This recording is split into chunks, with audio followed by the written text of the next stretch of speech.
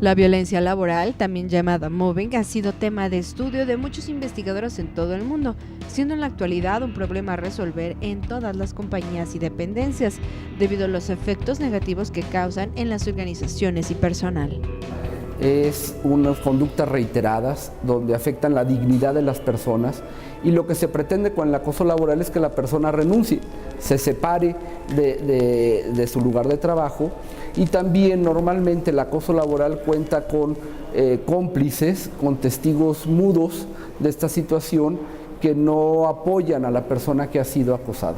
Carlos Rodríguez, presidente de la Asociación Mexicana contra el Mobbing AC, afirmó que entre el 8 y 12% de la población mexicana laboralmente activa lo sufre, es decir, 2 de cada 10 personas tienen este tipo de problemas en su trabajo. Esto significa que de los 27.700.000 trabajadores mexicanos actuales, 3.32 millones padece este fenómeno. La estadística va a ser muy difícil porque también no hay mucha denuncia del caso. Las personas prefieren no denunciarlo y en todo caso prefieren retirarse de su fuente de trabajo. Es importante mencionar que en nuestro país son pocas las investigaciones dedicadas al fenómeno. Sin embargo, en base a algunos estudios, se ha destacado que el mexicano, debido a su educación ambigua, tolera varios tipos de violencia como la física y socioeconómica. Por ende, evita denunciar cualquier atentado dentro del trabajo. Pero si esta violencia se presenta desde la infancia, los niveles de mobbing laboral que enfrentará en la vida adulta son más altos. Que sí estamos dentro de una cultura donde podemos ver a través de las familias cómo se generan estas relaciones interpersonales y donde la violencia, el control, el poder siempre está jugando en estas dinámicas.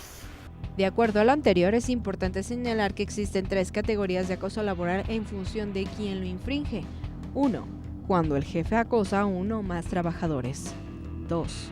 Cuando uno o más empleados acosan a uno o varios. 3. Cuando uno o más empleados acosan al jefe.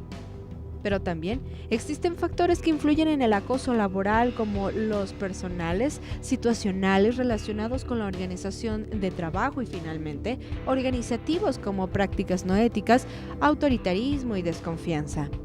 Además, existen 5 conductas básicas que el acosador presenta para conseguir el aniquilamiento psíquico y emocional de la víctima. Actividades para impedir que el trabajador se comunique con otros y exteriorice el problema, las que atentan contra la reputación y el prestigio de la persona, las dirigidas a lograr el descrédito del trabajador o víctima, las que comprometen la salud física y emocional del individuo y también aislarlo socialmente. En síntesis, se busca destruir a quien representa una amenaza a su trabajo. Ahora sí que tiene una gran necesidad de control, de poder controlar las situaciones. Tiene una personalidad extrovertida en el sentido de que también, no extrovertida únicamente, sino en el manejo de sus impulsos. El comportamiento del mobbing en los centros de trabajo comienza con incidentes críticos y malos tratos. Posteriormente, se pasa al acoso y estigmatización.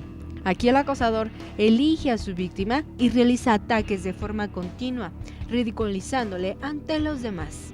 El trabajador, al no tener pruebas de los constantes ataques, pide la intervención de la dirección para resolver el problema, sin éxito alguno. Cuando se tiene un hostigamiento mayor, se solicita la ayuda y diagnóstico de un experto. Al final, la mayor parte de los trabajadores que atraviesan por estas situaciones optan por salir de la empresa o institución, o en su caso, son despedidos. Los efectos que el mobbing tiene sobre la víctima abarcan desde daños psicológicos en la vida social, impactos negativos en la economía y en la esfera profesional. Muestra de ello es el caso de José Hernández. Es una de las tantas víctimas de mobbing que se registran en México. A sus 37 años, sufrió durante más de 7 violencia y discriminación por parte de su jefe directo, hasta que ya no soportó más y tomó la decisión de renunciar. Por las humillaciones, por humillar, me humillaban mucho, me denigraban mucho. ¿De qué manera te denigraban? Pues en forma de, a veces hasta con faltas de ortografía, nos ponían a hacer planas para que nos corrigieran. A pesar de que ya han pasado 2 años de haber dejado este trabajo, el cual consideró uno de sus preferidos, asegura que jamás permitiría volver a ser humillado. Lo primero que pensé fue, dije, bueno, pues ya me libré, ¿no?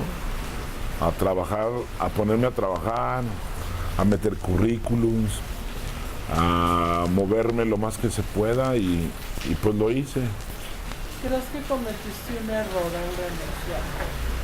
Sí, muchos de mis excompañeros me dicen que hubiera aguantado, pero no creo que hubiera aguantado tanta humillación. En términos estatales, en el primer semestre del año, en la Procuraduría de los Derechos Humanos del Estado de Guanajuato, se han recibido 4 denuncias en el sector público, la mayoría enfocadas a constantes amenazas por parte de los jefes. En la Procuraduría de los Derechos Humanos, en lo que va de este año, habría que recordar la competencia de la Procuraduría, solamente podríamos conocer de actos de autoridades municipales o estatales, y tenemos 4 casos a la fecha, 1 en San José Iturbide, 2 en San Miguel de Allende y 1 en León. Por su parte, la Secretaría de Trabajo y Previsión Social ha apoyado 7 casos en este mismo periodo, registrados principalmente en el corredor industrial. 2 de estos procesos terminaron en demanda. Los 5 restantes han sido conciliados favorablemente. En este año tuvimos 7 casos, los cuales fueron afortunadamente resueltos mediante la conciliación. Fue la forma en que nosotros también estamos trabajando. Expuestos a lo anterior, es imprescindible saber identificarlo e informarse del tema. Desarrollar una comunicación asertiva para confrontar al acosador. Documentar las agresiones mediante grabaciones o testimonios. Reportar las conductas de acoso con el jefe inmediato y buscar ayuda profesional, cerciorándose de que realmente conozca el fenómeno y sus efectos, así como apoyo legal. A la par, existen instancias que atienden este tema. En el caso de ser trabajador público, se puede dirigir a la Comisión Nacional de los Derechos Humanos, las Juntas de Conciliación y Arbitraje, Tribunal de lo Contencioso Administrativo y la Secretaría de Transparencia y Cuenta Pública, en donde recibirán atención personalizada. En el caso del sector privado, la Secretaría de Trabajo y Previsión Social y Procuraduría de Atención al Trabajador son las instancias que también apoyan el fenómeno del moving.